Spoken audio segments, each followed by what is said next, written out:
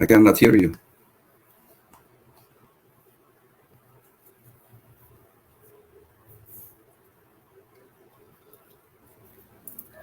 You're live now. You can talk already. Hello.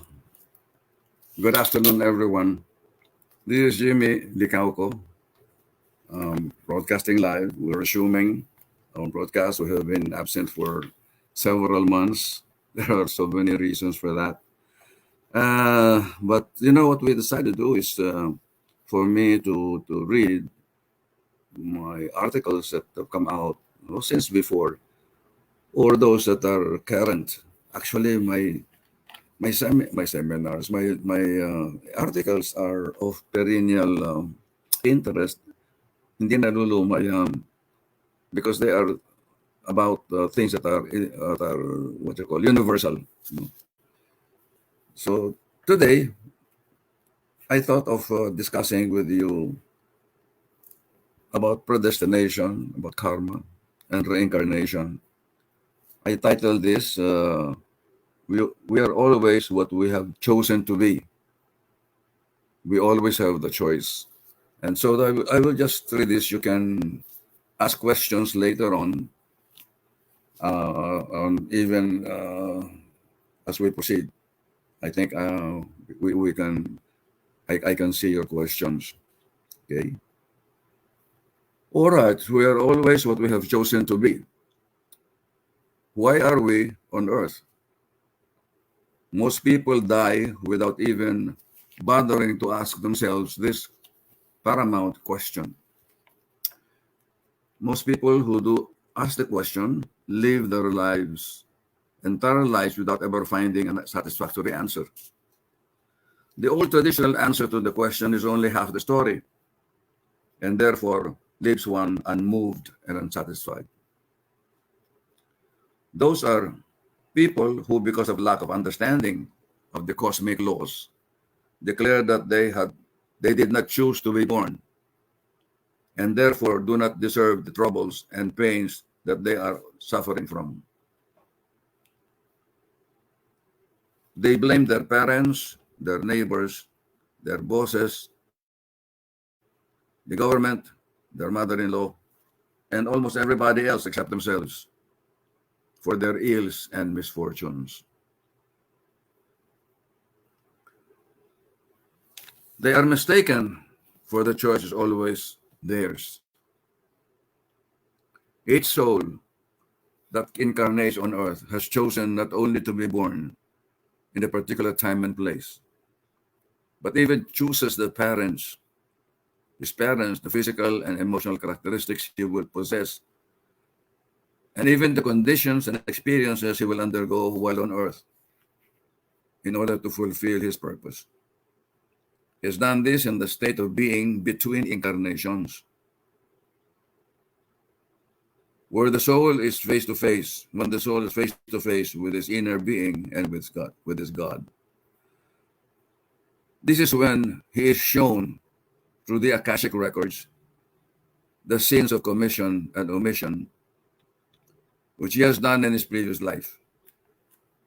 And then he will understand the karmic chain that binds himself to earth and all of earth's relations. He alone chooses what to do next, guided by the inexorable law of cause and effect, known in the East as karma.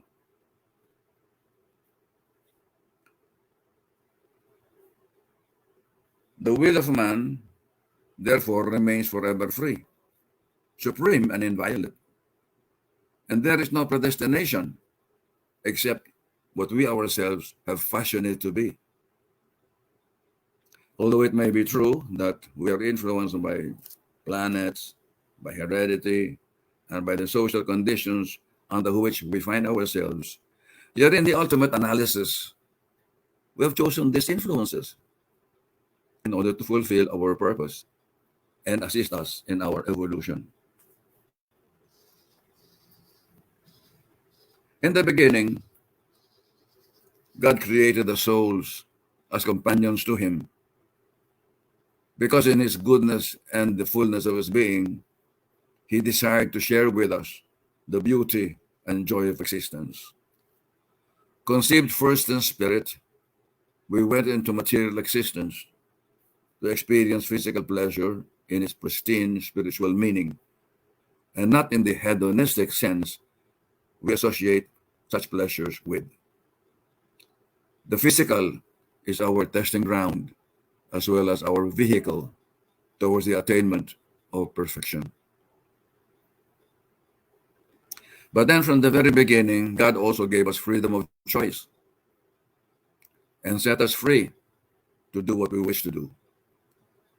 The earth became our veritable grinding stone. It is God's grinding stone. It is God's desire that we eventually go back to Him, to be one with Him, to be merged with Him in His Godhood. In short, to be gods ourselves.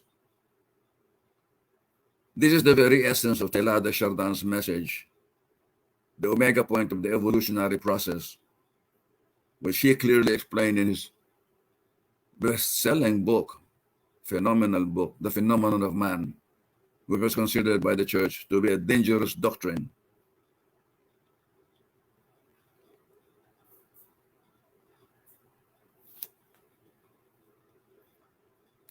Original man abuses powers given to him by God early during creation. He defied God and tried prematurely to release the Kundalini power, which would have given him godlike knowledge. This is what happened in the Garden of Eden, according to esoteric teaching. And this began the karmic cycle of birth and rebirth that all of us must undergo until perfection is achieved. Next. The law of karma, or cause and effect, is perfect.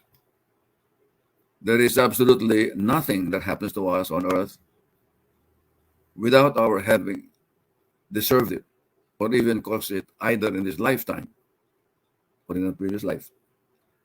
Karma is simply a confrontation with ourselves. It is meeting the consequences of our own thoughts and actions in the past. For nothing ever happens by chance. Everything will have to be accounted for. Whatever we plant, we shall harvest. Nothing more and nothing less.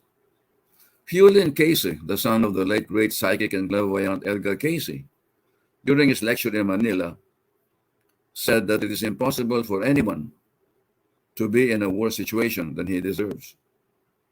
This is the law of karma, the universal immutable justice that adjusts effects to its rightful cause and makes us truly masters of our own destiny, of our own fortunes and misfortunes. And therefore, whenever some people ask why certain events and problems happen to them, the answer should always be, you have chosen it to be so. Some may see in the reply a glimmer of truth and may pursue the answer further by themselves until their inner meaning is satisfied.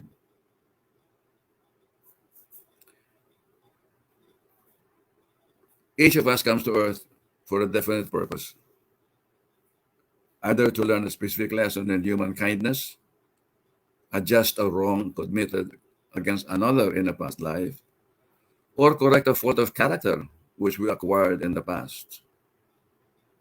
Some of us come in order to keep a karmic promise made to someone or to complete a relationship that may have been abruptly ended by sudden death in the past. Ultimately, of course, each of us incarnate in order to perfect ourselves, to evolve to higher planes of spirituality and consciousness, in order to be worthy of being with our Creator.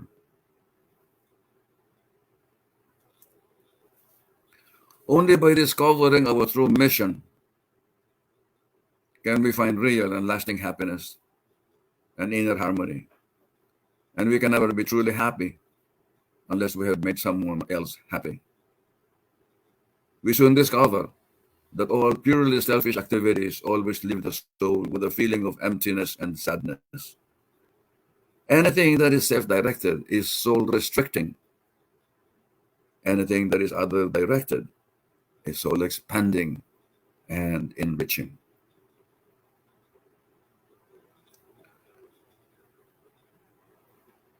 Next.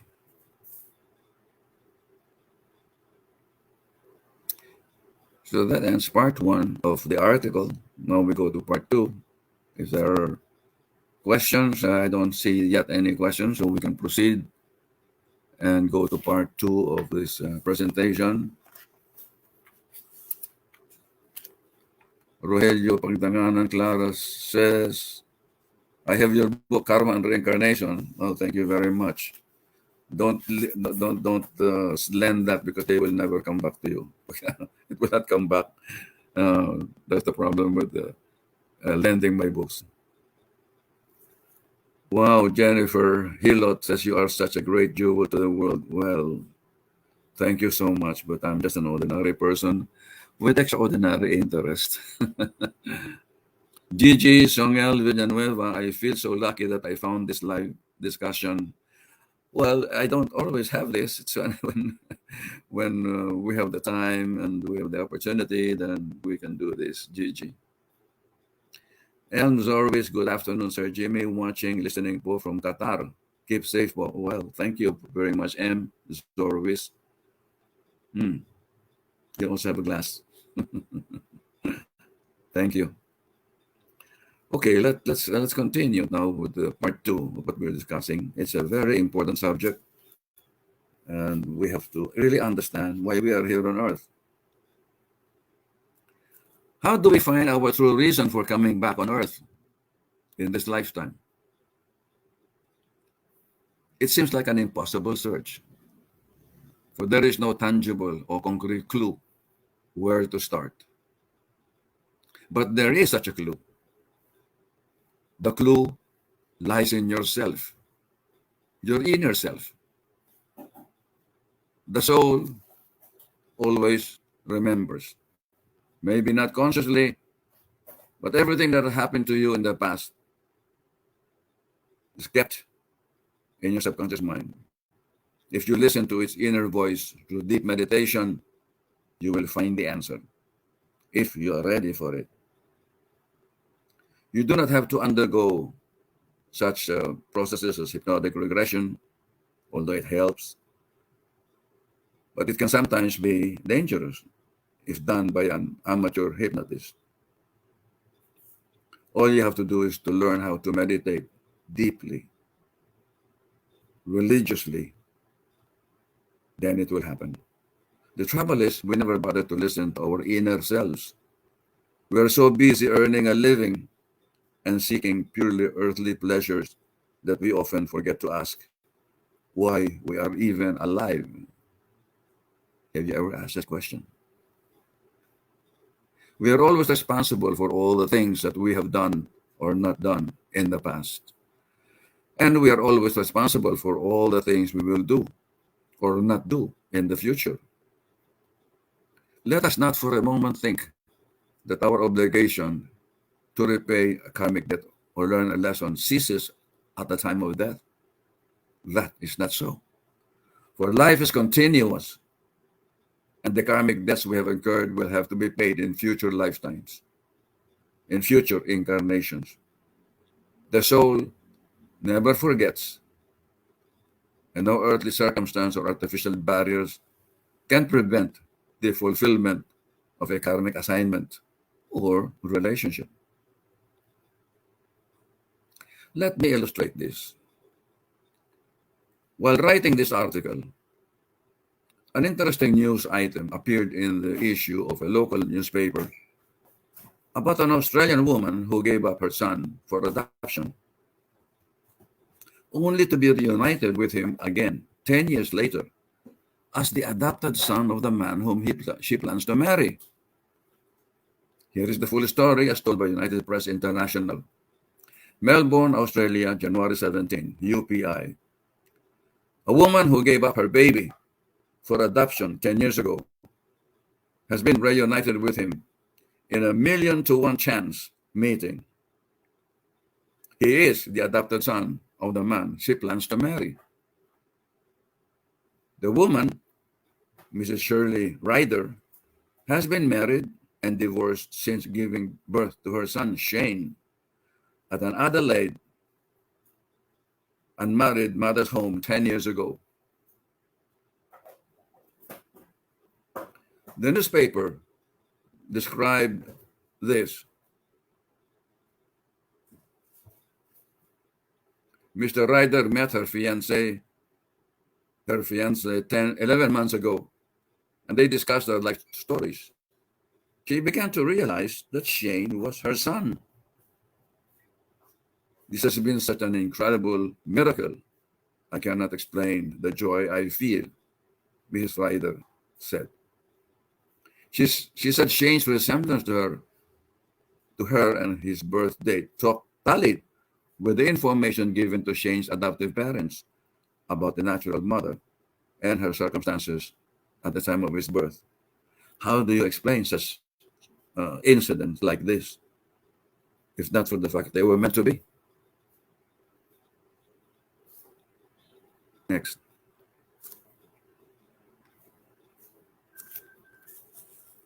Okay, what happened?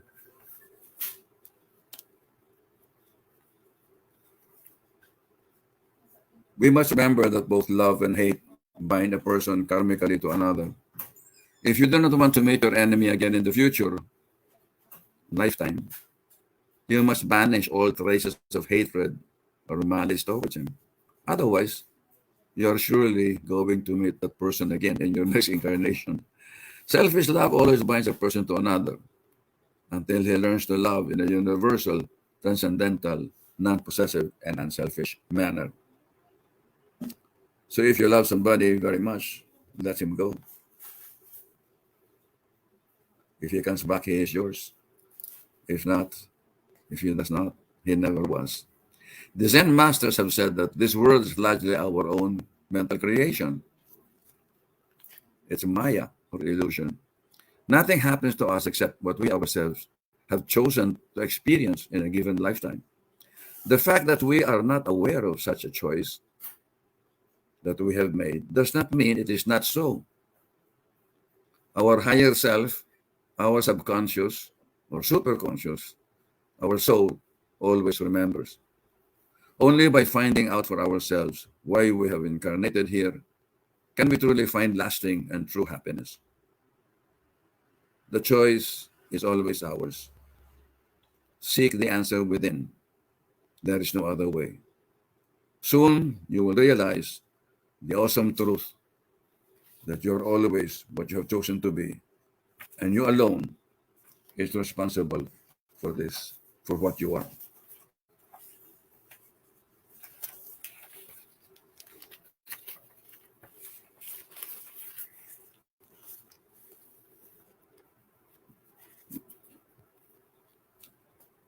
I'm sure that there are many questions that will come out of this, and we shall try to answer them if I can. From Mariejo Ann Sanchez Escueta, in your class po that I attended SKR in 2019, you mentioned Ferdinand Marcos was also Ramses. Will his soul come back to Earth? Will he be another dictator or powerful person? I really do not feel good hearing their names. Well, we don't know what's going to happen. He may come back a pauper, may come back a peasant, not necessarily a king or president of a country. Even saints can come back as ordinary persons in their next life. It depends on the karma that they have to undergo or meet in the present life. That is what governs what we will be. Okay? Thank you for your question, Mary Jo Ann. Sheila Ann Marie. Can you choose your next family in the next birth? Yes. We choose our parents. We choose the country we're going to be born in. We choose the century or time where we are going to be born in, period, in order to work out the karma. So it's based on karma all the time. You have the choice, but it's also based on karma because we have always the choice. You know, God does not punish or reward us. We punish or reward ourselves by our actions, by thoughts, intentions, desires. So that is the law of the universe. That's the karmic law. We cannot get away from that. We may not believe this, but it's there. Okay? So we might as well accept it. Anthony de Sales, I've attended your SKF seminar in 1996. Still have my notes somewhere in my files. Good. Anthony, thank you. Thank you for joining the seminar. Ren Kopta, hello, says Jimmy. I'm watching here from Sydney, Australia. How was Sydney? How's the pandemic going on there? I understand that Sydney, or is it Sydney or some other uh, city there, has already removed their quarantine. Well, good for you. Okay. Let us talk about the common objections to reincarnation while waiting for some questions. This is very important. Let's talk only of a few. There are many. One question is, if there is reincarnation, why is population growing? If you say that if a person dies, then he comes back to Earth, then there should be the same number of people before and now. But population is growing. Therefore, reincarnation is not true. It seems like a difficult question. Actually, it's very easy to answer. Population is growing because not everybody who was here was incarnated before. There are some new souls coming in from the spirit world, coming in for the first time. That's why population is growing. You see, there are always new mga bagong salta. Those are coming in for the first time on Earth. Where they come from? From the spirit world. Maybe I can illustrate this. Let's assume that God created 10 billion souls. Assuming, we don't know, of course, we don't know how many, but let's say that God created 10 billion souls. How many are we on Earth right now? About 8, more or less 8 billion. So there's still 2 billion souls or spirits that still are waiting to incarnate.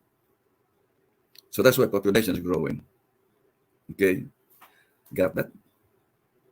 And then another objection to reincarnation is not true because it punishes the wrong guy. Why am I ugly? Why am I very sickly? Why do I have only one leg? When I was born.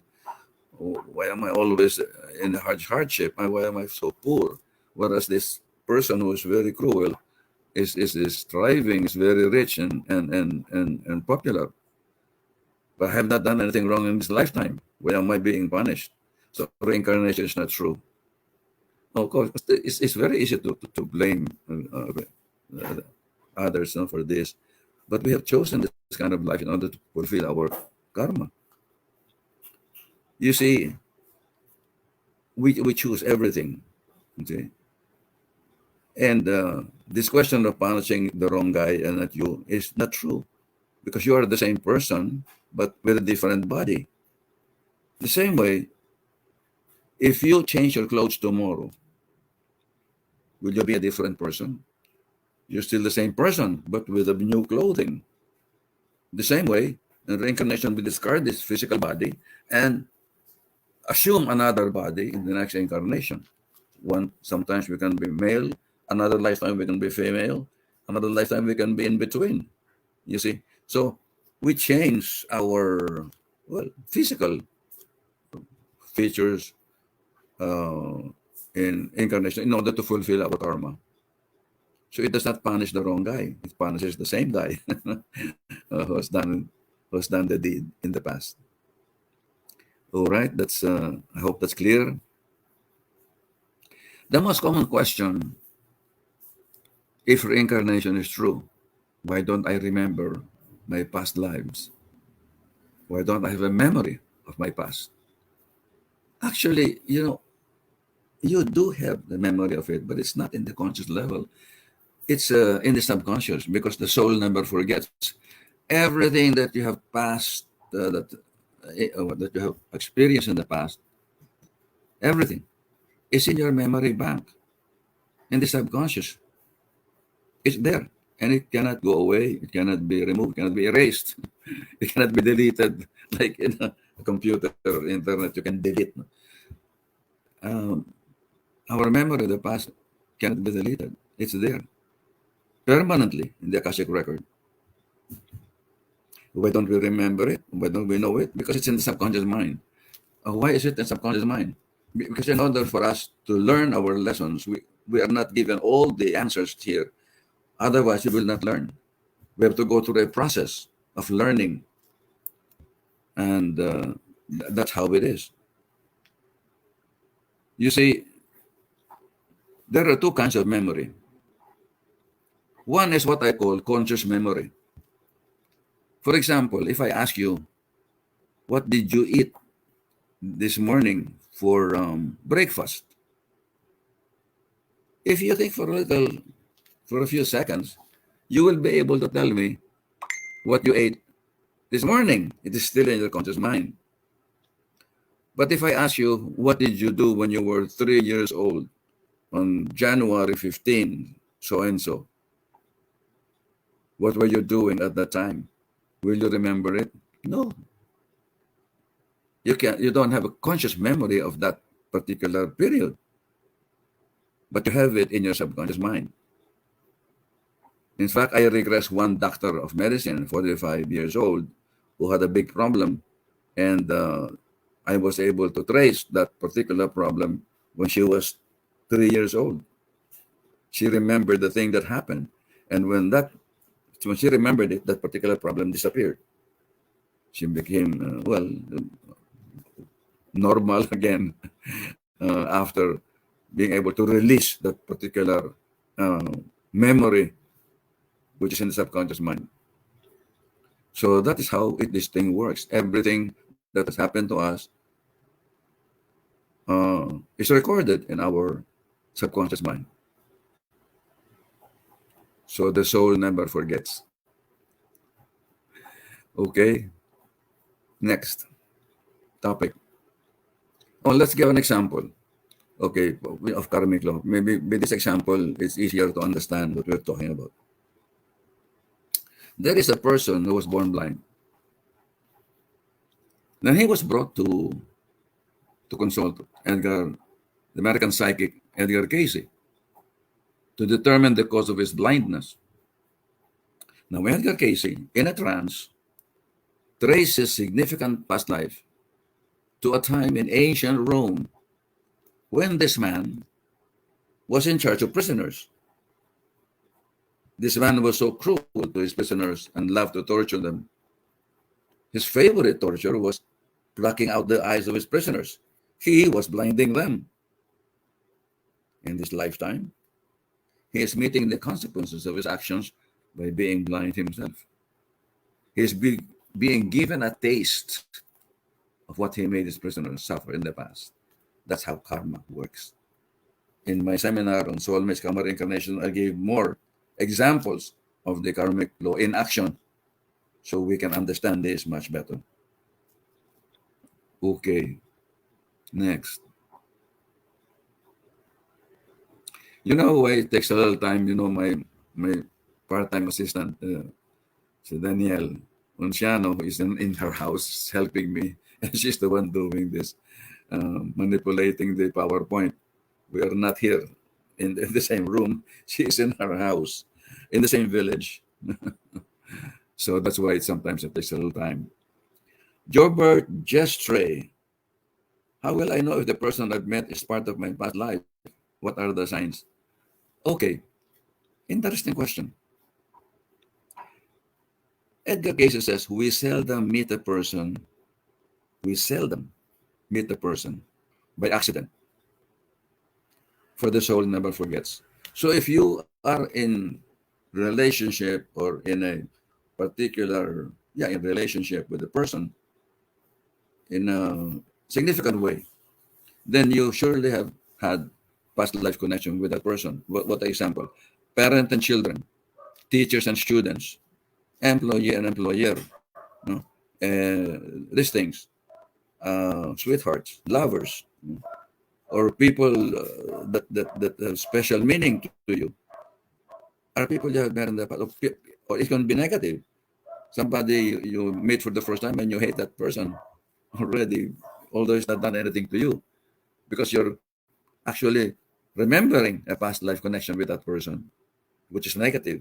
And that's why you have to meet together again to work out your karmic debt to each other in the past.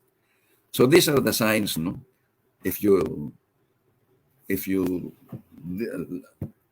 like somebody so much, or if you hate somebody so much, it is a sign that you have met in the past. Somebody that you feel is special to you, you know, these are the signs that you have met in the past. You will feel it.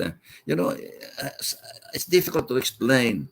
I have met several of my karmic partners, even abroad. No, I met her, and she is from nowhere. She's from another country. And first meeting, there is this rapport, no, and it happened to me in the United States, in Indiana. It happened to me in Warsaw, in Poland. It happened in other places in the Philippines. Of people that you have a special or strong affinity, or the opposite, no, about a person. So these are the signs that you have met before. Okay, Jobert, thank you for the question. Emma, none. Oh, why are you none? Okay. What is the difference between twin flame and soulmates? You know, I don't know.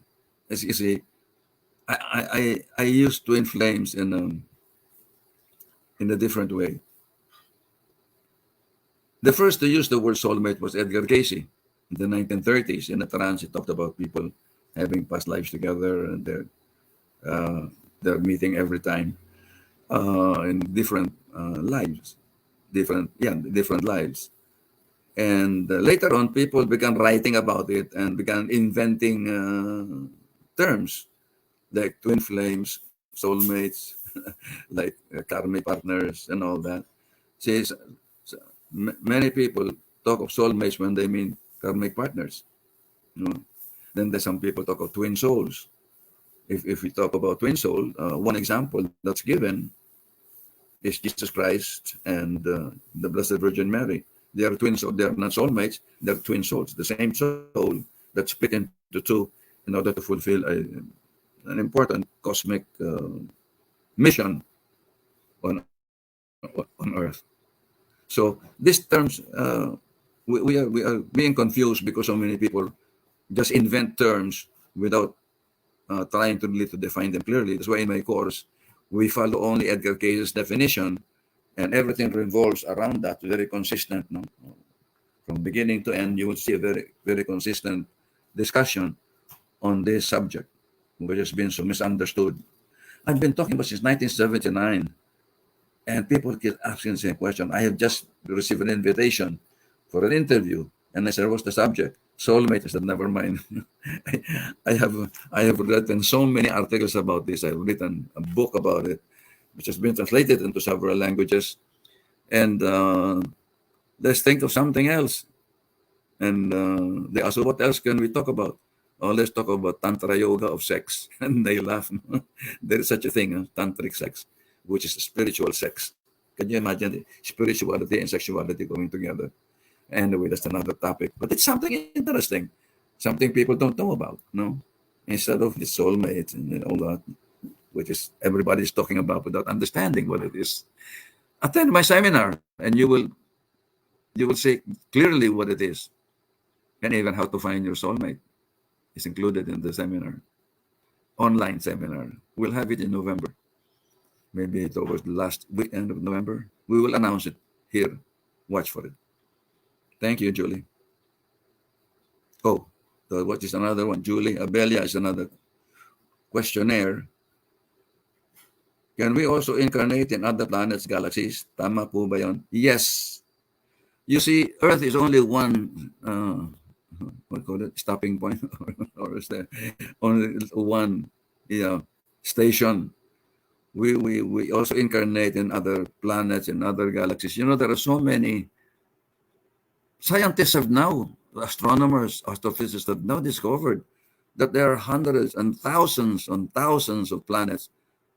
You see, our galaxy alone is composed of 1 billion stars, more than 1 billion, trillions of stars, and they are expanding. Our universe is expanding, going bigger and farther away from Earth. And there are more and more galaxies being discovered or being assumed by scientists now. And we reincarnate also in other planets. Maybe we will not have a physical form in that planet. I don't know. But there are, for example, Swedenborg, Emmanuel Swedenborg, has gone to several planets, to Mars, to Jupiter, to Saturn, and said all of these planets are inhabited by beings different from us. Sooner or later, we will discover this. Already, NASA is revealing things that they never revealed before, that there are parang not natural structures in Mars. Thing that probably, if it is in on Earth, we call it man-made, but there are no beings that they have discovered there, but they have discovered structures that could have been made only by hand or by the mind, not natural. So there are beings in other planets, and very soon, very soon, we will be meeting them. I have met 180 in 2010 in a mystical place. I have met a female, gray, ET, and we talk telepathically, but that's another story. So yes, Julie, we can reincarnate on another planet. Ren Kopta, we're okay po in Sydney. Lockdown is out more 83% double dose. I attended your seminar in last of 2011 in Greenbelt. If you still remember the bus driver. Oh, yes. I still have the book signed by you. And I gave to my daughter to read it. And she's willing to attend your seminar when it opened to travel back to Philippines. Oh, you can attend the seminar wherever you are, Ren, because it's online. And we have participants from Australia, from Saudi Arabia, Singapore, US, and even Japan. So you can attend this even if you're abroad. Okay, how many minutes do we have now? I think we have over time. Okay, let's have several more questions, then we can end this. Isn't it that ascended masters don't need to reincarnate anymore, but saints need to reincarnate yet, as you said a while ago? So it means saints aren't ascended or graduated yet from Earth. Lifetime po ba yun? No, not necessarily. Even those ascended, so-called ascended masters, no, are it can reincarnate if they choose to. But then, since they have already attained a certain level of what we may call divinity, then it's their choice whether to reincarnate again or not. It's their choice.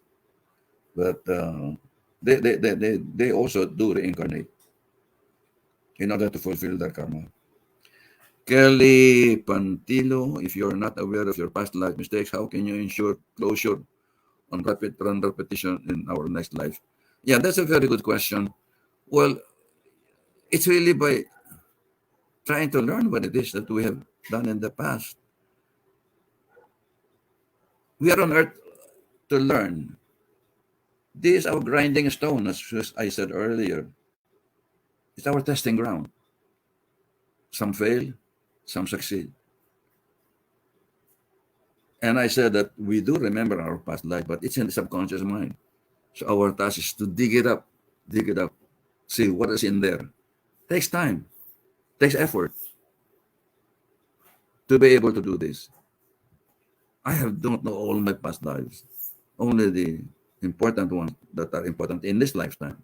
Then I understand I have been even from Lemuria, 150,000 years ago. Can you imagine that? I cannot prove that, but maybe yes, it's possible. So 150,000 years ago, and what is it now? You see, I'm still around.